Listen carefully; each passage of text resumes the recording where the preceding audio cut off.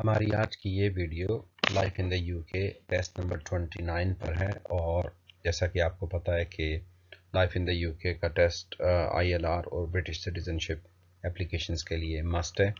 अगर आपने B1 नहीं किया तो आपको वो भी करना पड़ेगा। आईएलआर और ब्रिटिश सिटीजनशिप एप्लीकेशन के लिए B1 इंग्लिश टेस्ट और life in the UK test दोनों ज़रूरी हैं, मस्ट हैं। लाइफ इन द यूके का टेस्ट तो ये आप देख रहे हैं वीडियोस में। इसी तरह मैंने B1 के ऊपर भी वीडियोस बनाई हुई हैं, बहुत सारी इंग्लिश में, उर्दू में। तो आप वो भी देखें। अगर आपका पास हो गया तो बहुत अच्छी बात है। तो आए इसका देखते हैं कि क्या इंफॉर्मेशन है इसके बारे में। जो लोग अभी ज्वाइन किया है, अभी देखना शुरू किया चैनल को, तो उनके लिए ये ख़ास है। और बाकी सब लोगों के लिए जो पहले से ज्वाइन किए हुए हैं, जस्ट रिमाइंडर है कि ये कंप्यूटर बेस्ड टेस्ट होता है। आपको टेस्ट बुक करके उनके सेंटर में जाना पड़ता है, जहाँ पे वो आपको एड्रेस देंगे, बताएंगे। और कंप्यूटर पे आपको 24 क्वेश्चन मिलेंगे, 1 बाय 1, जैसे अभी हम करेंगे। और उनमें से 18 क्वेश्चंस आपने करेक्ट आंसर देने हैं पास करने के लिए। और इसका टोटल 45 मिनट्स टाइम है। ठीक है, तो ये हमारा पहला क्वेश्चन है। और क्वेश्चन ये है कि how old was the queen of Scotland Mary Stuart when she became queen. Scotland की क्वीन जिसका नाम मैरी स्टुअर्ट था, जब वो क्वीन बनी तो उसकी एज क्या थी? 2 years old, a month old, a week old या 5 ईयर्स ओल्ड? तो इसका जो करेक्ट आंसर है वो है वीक ओल्ड।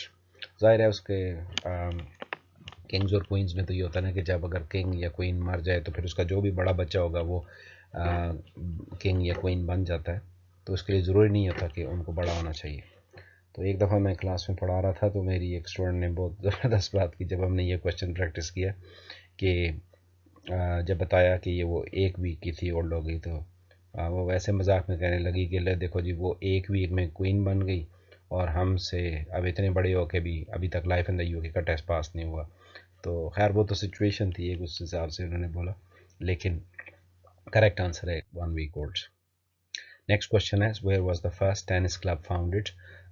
सबसे पहला जो टेनिस का क्लब था वो कहाँ पे बना?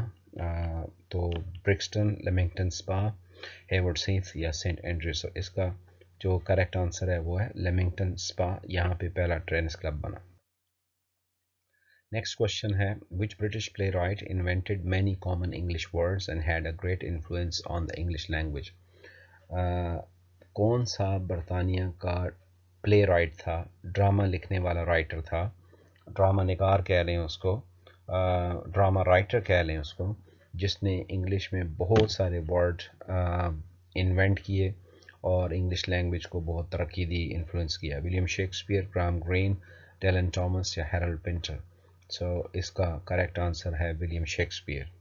अगर कभी भी आपको ये याद रखना है, कभी भी किसी इंग्लिश प्ले राइट का नाम आया और साथ में ये लिखा हुआ आया कि उसने बहुत सारे वर्ड्स नए बनाए हैं, तो बस वो शेक्सपियर होगा। शेक्सपियर ने मोर देन 3000 वर्ड्स बनाए, तो आप खुद ही अंदाज़ा लगा लें। In which city is the northern Ireland assembly building also known as Stormont located? देखें, नॉर्दर्न आइलैंड की हो या कोई भी किसी भी कंट्री की जो असेंबली की बिल्डिंग होगी वो उसके कैपिटल में ही होगी। सो जैसे लंदन यूके का कैपिटल है, ब्रिटिश पार्लियामेंट यहाँ पे है जहाँ पे लोग जाके तस्वीरें बनाते हैं और फिर वो फेसबुक पे और दूसरी जगहों पे लगा देते हैं। बेलफास्ट ये नॉर्दर्न आयरलैंड का कैपिटल है, कार्डिफ वेल्स का कैपिटल है, डबलिन आयरलैंड का कैपिटल है। तो बेलफास्ट का इसका करेक्ट आंसर है क्योंकि ये ही नॉर्दर्न आयरलैंड का कैपिटल है। What proportion of the population died as a result of the Black Death in England? हमारे पिछले एक टेस्ट में हमने इस पे बात की थी। ब्लैक डेथ एक वबा थी, एक बीमारी थी जो इंग्लैंड में आ गई थी। तो उस बीमारी की वजह से कितनी आबादी का कितना हिस्सा की डेथ हो गई?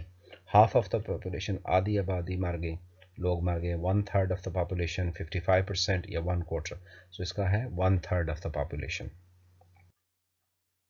Which famous poem tells the story of knights at the court of King Arthur?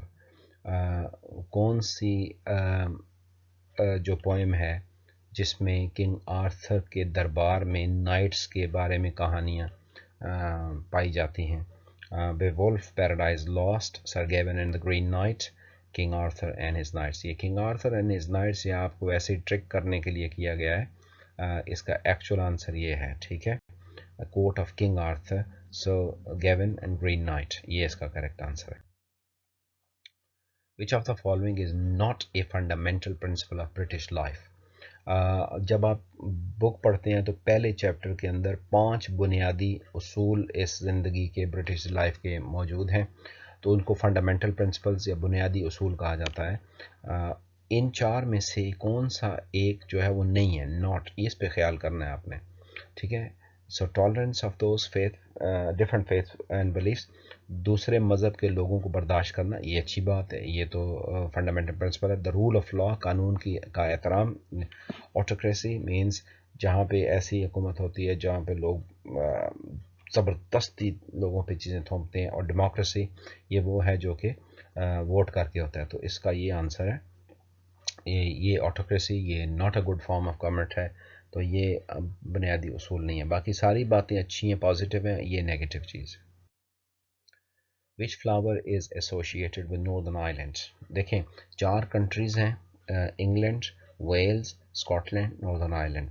चारों कंट्रीज़ का अपना अपना स्पेसिफिक नेशनल फूड है, चारों का अपना अपना फ्लैग है, चारों का अपना अपना नेशनल फ्लावर है, ठीक है। तो अभी हम देख लेते हैं कि कौन सा किसका है। मैं आपको सारों का ही बता देता हूँ, ठीक है। नॉर्दर्न आइलैंड का आपने याद रखना है कि वो शैमरॉक है, ठीक है, ओके।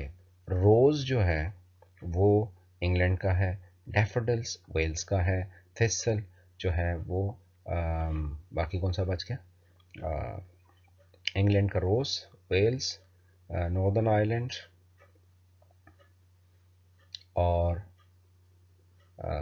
स्कॉटलैंड, स्कॉटलैंड का थिसल हो गया। सो ये स्कॉटलैंड हो गया, ये नॉर्दर्न आयरलैंड हो गया, ये इंग्लैंड हो गया और इसके साथ ये वेल्स हो गया। ये आप देखें कि आपको एक क्वेश्चन में 4 आंसर आ, कभी ये भी आ सकता है ना कि which flower is associated with Wales, और which flower is associated with England, which flower is associated with Scotland. तो ये आपको सारी चीज़ें याद रखें। तो इसको आप रोकें यहाँ पे वीडियो को, इनका आप देखें, नोट्स बनाएं, जहन में कोई ना कोई लिंक्स बनाएं।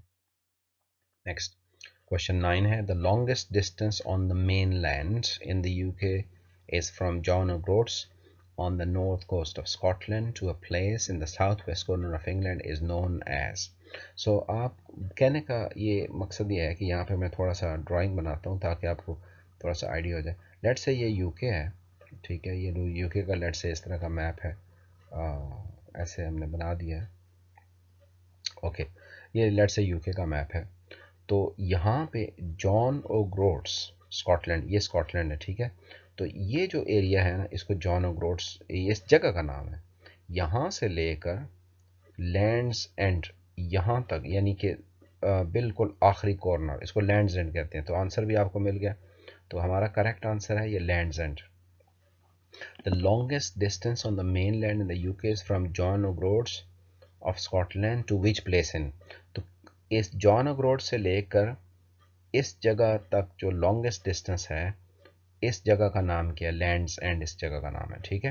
तो ईस्टबोर्न नहीं है, लैंड्स एंड है। वैसे अगर आप कभी लैंड्स एंड जाए, बहुत खूबसूरत जगह है और बिल्कुल लैंड्स एंड के ऊपर ये बीच है, बहुत ऊंचा सा, और यहाँ पे एक आइसक्रीम शॉप भी है। तो अगर आपको आइसक्रीम अच्छी लगती है तो वहाँ से वो भी लेके खाएंगे। Number 10. Who wrote a famous series of poems about a group of people going to Canterbury on a pilgrimage known as the Canterbury Tales? सारे क्वेश्चन का जो समरी है, जो उसका मीनिंग है, वो ये है कि ये जो किताब कैंटरबरी टेल्स है, जो कि कैंटरबरी में चर्च जाने वाले जो पिलग्रिम्स हैं, उनकी कहानियों के ऊपर है। ये किताब किसने लिखी है? और बहुत सिंपल सा, कैंटरबरी टेल्स किसने लिखी है? William Shakespeare, Geoffrey Chaucer, Jane Austen या चार्ल्स डिकेंस? तो ये आप ये याद रखें कि जेफरी चौसर ने लिखी है। इसका आपको आसान तरीका ये बता देते हैं कि जो कैंटरबरी सी से शुरू होता है और उससे चर्च भी शुरू होता है और उससे चौसर भी शुरू होता है, ठीक है। तो इसका जो राइटर है उसका नाम भी सी से शुरू होता है, चौसर। ओके, गो कि चार्ल्स डिकन्स भी है, लेकिन हो सकता है आपको ये ऑप्शन ना आए, लेकिन ऐसा राइटर आपने चूज़ करना है जिसका सेकंड नेम सी से शुरू होता है, ठीक है। Which of the following categories is recognized as the Laurence Olivier Awards? ये अगर आप देखें, ये चीज़ होती है कि आप हर टेस्ट से कुछ ना कुछ सीखते हैं और बाज़ औक़ात हर क्वेश्चन से आप कुछ ना कुछ सीखते हैं। हमने पिछले टेस्ट में ये बात की थी कि लॉरेंस ओलिवियर अवार्ड्स जो हैं वो लंदन में दिए जाते हैं, इनकी सेरेमनी होती है, ठीक है। तो इसी तरह इसमें ये क्वेश्चन आ गया कि लॉरेंस ओलिवियर अवार्ड जो है जो लंदन में होते हैं वो कौन सी कैटेगरी, म्यूज़िक में है, थिएटर में है, स्पोर्ट में है और लिटरेचर में है। तो वहाँ मैंने आपको एक्सप्लेन किया था कि लॉरेंस ओलिवियर ख़ुद एक थिएटर का एक्टर था, बहुत बड़ा एक्टर था। अब जो थिएटर में, स्टेज में बहुत बड़ा एक्टर हो और वो अच्छी अच्छी परफॉर्मेंस दे तो फिर उसको जब अवार्ड दिया जाता है तो लॉरेंस ओलिवियर है, तो इसका थिएटर डिपार्टमेंट है। In the UK there is a national lottery for which draws are made every day. क्या ये बात सच है कि गलत? यूके में एक नेशनल लॉटरी है और उसके ड्रॉज हर रोज़ होते हैं, हर रोज़ नहीं होते। तो ये एक फॉल्स इंफॉर्मेशन, तो आपका फॉल्स करेक्ट आंसर हो गया। Where is Europe's longest dry ski slope located? Skiing आपने देखा होता है, वो जो लोगों ने पाँव के नीचे वो लगा के और ऊपर पहाड़ से बर्फ़ के ऊपर तेज़ी से आते हैं और फिर आगे आगे छलांग भी मार देते हैं, तो वो तो बर्फ़ पे हो गया। लेकिन यूरोप का सबसे लंबा ड्राई स्की स्लोप कहाँ पे है? सो वो वेल्स में है, स्कॉटलैंड में है, स्कॉटलैंड में एडिनबरा में है, या ग्लासगो में है, या बेलफास्ट में है।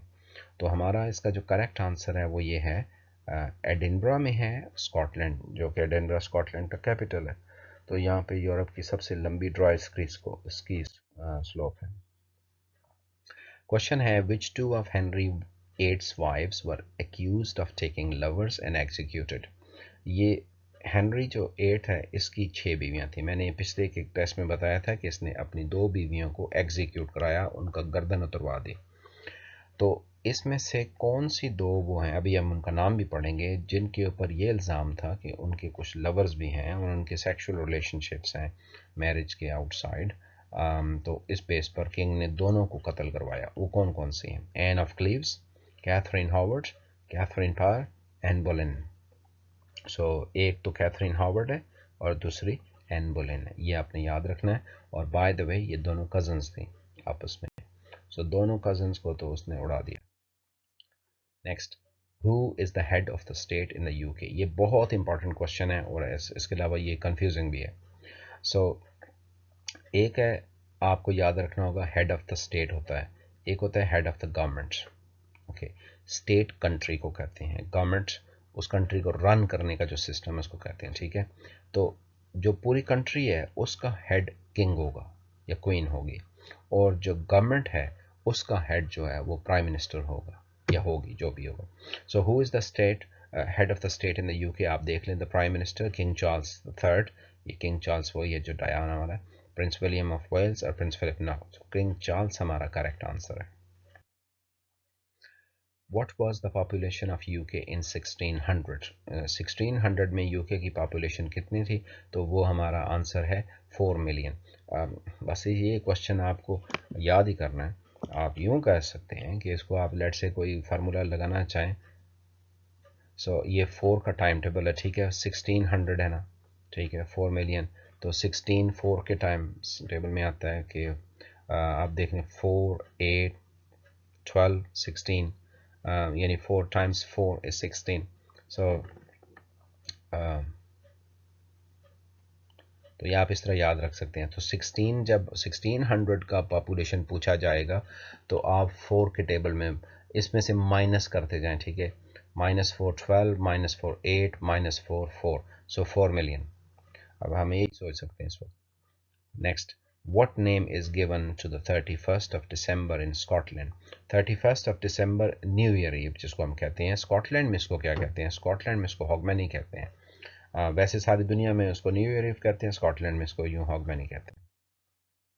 Next, in which of the following languages is the life in the UK test not available? चलो जी, ये हमारे उससे रिलेटेड बात आ गई है कि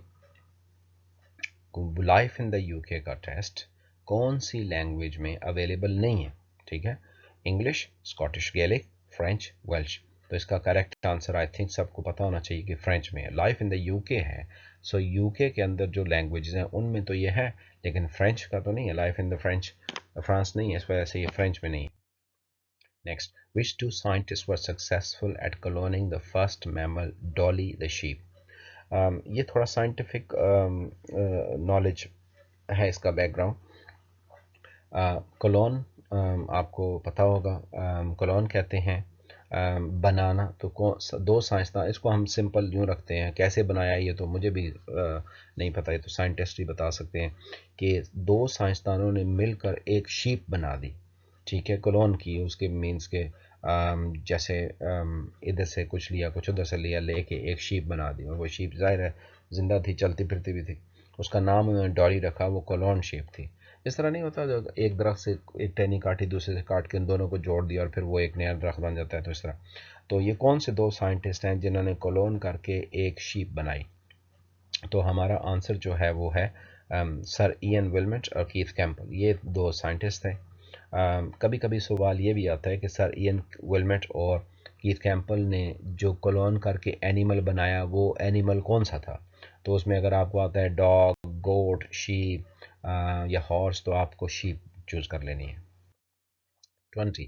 When is the Sikh Vaisakhi festival celebrated? जो सिख रिलीजन में वैसाखी फेस्टिवल है, ये कब सेलिब्रेट किया जाता है? इसकी डेट 14th ऑफ फरवरी, 14th of April, 30th of March, 30th of April. तो इसका जो है वो अप्रैल में है और 14 इसकी डेट है। Who were the pre-Raphaelites? ये प्री राफेलाइट्स जो हैं ये कौन लोग थे? राफेल बेसिकली खुद एक बहुत बड़ा पेंटर था। एक बहुत बड़ा पेंटर था, जैसे पिकासो है, राफेल भी था। तो प्री का मतलब पहले है। ऐसे लोग जो उससे पहले थे, यानी कि ग्रुप ऑफ आर्टिस्ट और पेंटर्स जो कि राफेल से पहले आए। तो अभी हम फाइंड करेंगे कि कौन सी ऐसी जो आंसर है जो इसको डिफाइन करती है। An important group an important group of musician नहीं था क्योंकि ये आर्टिस्ट था। An important group demand the vote for working classes, votes का कोई तलक नहीं है। An important group of artists in the second half of the 19th century, a group of explorers, no explorers नहीं है, आपने आर्टिस्ट को फाइंड कर लेना है, ठीक है। क्योंकि राफेल का आपको बताना चाहिए खुद पेंटर था, आर्टिस्ट था। तो इससे पहले जो लोगों की ग्रुप था जो पेंट करते थे, फिर जिनका, यानी आप यूँ कह लें कि जिनका इंतहा राफेल बना, वो आर्टिस्ट थे। This one, third one is the right answer. Question number 22 है, when was Saint Pancras station built? Saint Pancras जो है वो ये कब बना स्टेशन जो है? In the 18th century, in the 19th century, 20 या 21st? तो ये हमारा आंसर है 19th सेंचुरी में सेंट पैनक्रस स्टेशन बना। 23 क्वेश्चन है, members of the Scottish parliament, जिसको MSPs कहते हैं, are elected on the basis of. Scottish parliament के जो मेंबर हैं वो कैसे इलेक्ट होते हैं?